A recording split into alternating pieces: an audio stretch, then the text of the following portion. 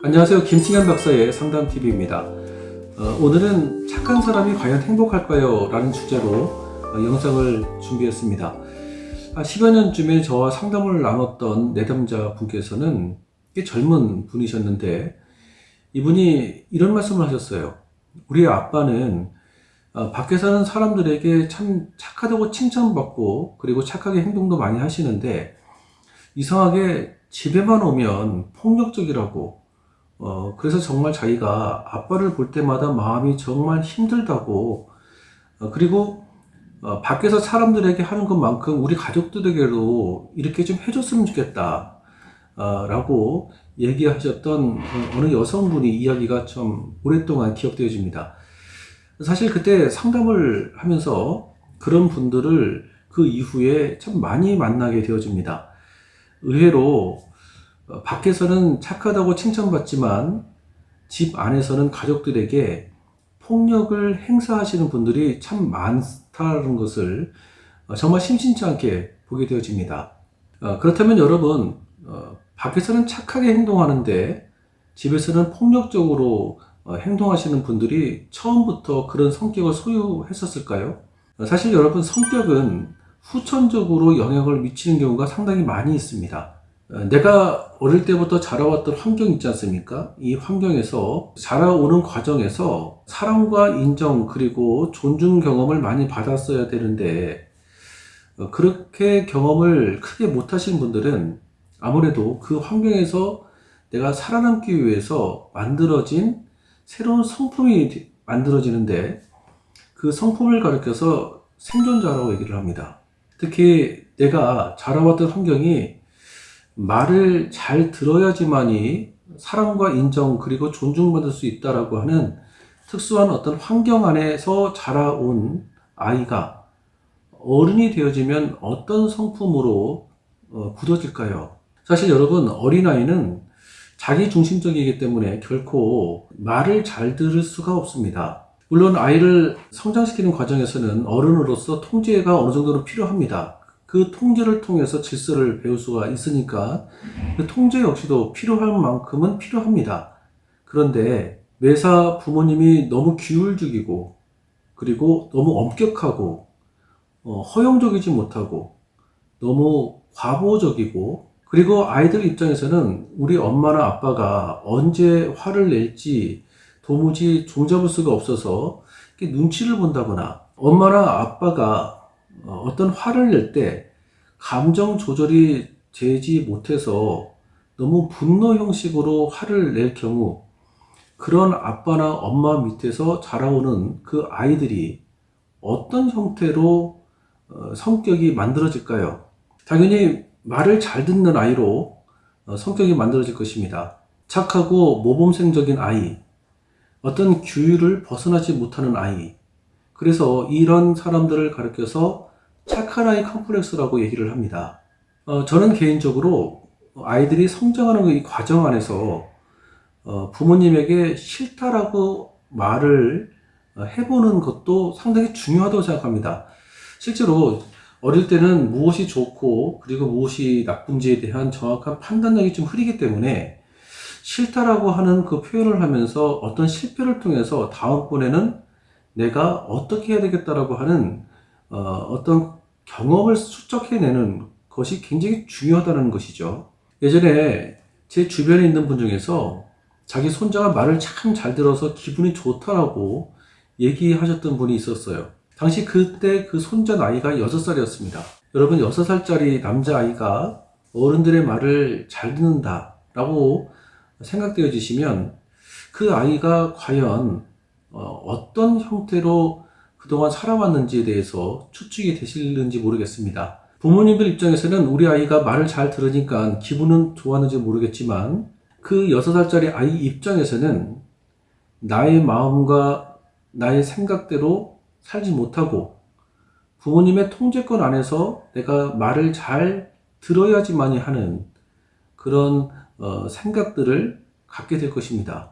실제로 너무 착하게 자라왔던 아이들, 그리고 싫다라고 부모님에게 대항하지 못했던 그런 아이들이 성장이 되었을 때 어른이 되어서도 자존감에 상당히 많은 어려움을 갖고 있는 것들을 많이 보게 되어집니다. 여러분, 착한 아이 컴플렉스를 가지고 있는 사람들은 겉에서는 밝고 환하게 웃고는 있지만, 그래서 사람들의 어떤 비율을 잘 맞추고 자신의 생각과 감정을 표현하지 않고 어떤 분위기를 깨지 않기 위해서 그 분위기상 어떤 부분들을 노력을 하고는 있지만, 그 사람의 행복감을 봤었을 때는 사실 행복감이 그다지 높지가 않아요. 자신의 마음을 감추고 사람들과 어떤 좋은 관계를 유지하기 위해서 어떤 분위기를 맞추는 것은 있지만, 정작 나의 생각과 감정을 감추고 사람들한테 비율을 맞추는 형식으로 살다 보니까 나는 도대체 누구인가? 내가 정말 원하는 것은 무엇인가? 이런 생각들을 참 많이 갖고 있는 것 같습니다. 그렇다면 여러분, 무조건 착하다고 여겨지는 그 사람의 행복감이 높을까요? 자신의 감정과 생각을 표현하지 못하고 싫다는 말 한마디를 제대로 못하는 사람들, 즉 자신의 감정과 생각을 억압하면서 자라왔던 사람들은 사회생활을 하면서도 착한 아이로 사람들에게 포장된 모습으로 보여지는 것 같지만, 사실 그것은 그 사람의 진짜 모습이 아닙니다. 자신의 진짜 모습은 가장 가까운 사람들, 그리고 자신의 비밀이 보장된 장소에서 진짜 모습이 드러난다는 것입니다. 그렇다면 여러분, 가장 비밀이 보장되어지고 그리고 가장 가깝게 여겨지는 그런 사람들이 어디겠습니까? 바로 가족입니다. 이 가족 안에서 나의 어떤 공격성이 드러난다는 것이죠. 자신의 생각과 감정을 표현하지 못한다는 것은 아까 말씀을 드렸던 것처럼 부모님에게 인정과 사랑, 그리고 존중받는 경험, 다시 말해서 버림받는 것에 대한 두려움을 갖고 있는 그 마음과 굉장히 밀접하게 연결되어 있습니다. 이 말씀을 드리는 이유는 착한 사람들이라고 소위 불려지는 경우는 이것이 결국 정서적인 문제와 매우 밀접하다는 것입니다. 그래서 여러분, 정서적인 어려움을 해결하는 것은 어느 날 갑자기 한 번에 해결되는 것이 아닙니다. 평소에 나의 감정을 돌보고 나의 생각을 표현해보는 그런 훈련들이 많이 필요하다는 것이죠. 실제로 저희 상담소에서는 어머니에게 아버지에게 하지 못했던 말을 한번 지금 이 순간 해보라, 그리고 싫으면 싫다라고 우리가 한번 연습해보자, 이런 것들을 한번 훈련시키기도 합니다. 그때 그 감정을 표현했을 때의 느낌을 같이 나누기도 하죠. 그런데 너무 완벽한 모습을 꿈을 꾸고 한 번에 모든 것들을 이루려고 하면 실망감만 쌓여집니다. 100% 실패하게 되어져요. 착한 애 컴플렉스를 가지고 있는 분들은 말씀을 드리지만 감정과 생각을 억압했던 시간들이 그만큼 많은 분들이기 때문에 자신의 생각이나 자신의 감정을 상대방에게 표현하는 전달력이 좀 부족할 수 있습니다. 아니면 어떤 기분 나쁜 일이 있었을 때 그 기분 나쁜 표현을 너무 분노 형식으로 표현하는 경우가 많이 있어요. 이건 역시 정서적인 어려움과 연결되어 있는 것이죠. 여러분, 정서적인 어려움은 절대로 한 번에 이루어지지 않습니다. 꾸준하게 자신의 생각과 그리고 자신의 감정을 표현해보고 객관화시킬 필요가 있다는 것입니다. 저는 개인적으로 자신의 생각이나 감정을 스스로 돌봐주는, 즉 객관화시키는 그런 과정에 감정 일기를 써보는 훈련이 매우 중요하다고 생각을 합니다. 자기가 어떤 흥분 상태가 아니라 어느 정도 차분되었을 때 자기가 그때 느꼈었던 그 감정의 영역들을 일기 형식으로 써보는 훈련, 즉 객관화 훈련이 매우 중요하다는 것입니다. 그러니까 제가 말씀을 드리는 그 감정 일기는 일종의 어떤 일기 형식인데요, 일어났었던 일들을 그냥 막연하게 쭉 나열하는 것이 아니라 그때 있었던 그 일을 통해서 느꼈던 자신의 감정, 이 감정이 어떤 감정을 느꼈었는지를 자기가 한번 객관화시켜서 써보는 훈련이 매우 필요하다는 것이죠. 이런 것들이 자꾸 쌓여지면 쌓여질수록 결국 자기 인식이 좀 확장되어집니다. 나라는 사람이 싫다는 말을 못한다라고만 생각을 했는데 싫다는 말도 할 수 있고, 그리고 내가 생각을 미처 펼쳐지지 못했던 부분들 역시도 발견되어지는 일들이 경험되어진다는 것이죠.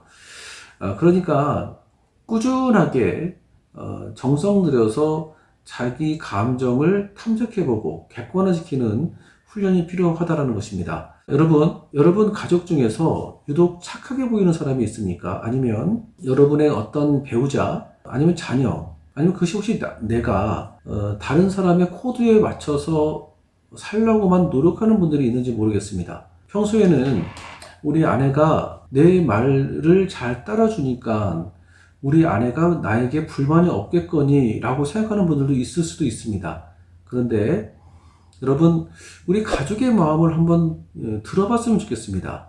우리 가족의 마음을 듣고, 그리고 마음속에 내가 미처 몰랐었던 부분들을 함께 공감해주고, 공감되어지는 그 경험들을 가족 안에서 자꾸 경험되면 경험될수록 우리 가족 안에서 새로운 행복이 느껴지고, 그리고 우리 가족 안에서 진정한 나 자신을 긍정적으로 발견할 수 있을 거라 저는 생각을 합니다. 여러분, 김세현 박사의 상담TV, 오늘은 여기까지 가도록 하겠습니다. 감사합니다.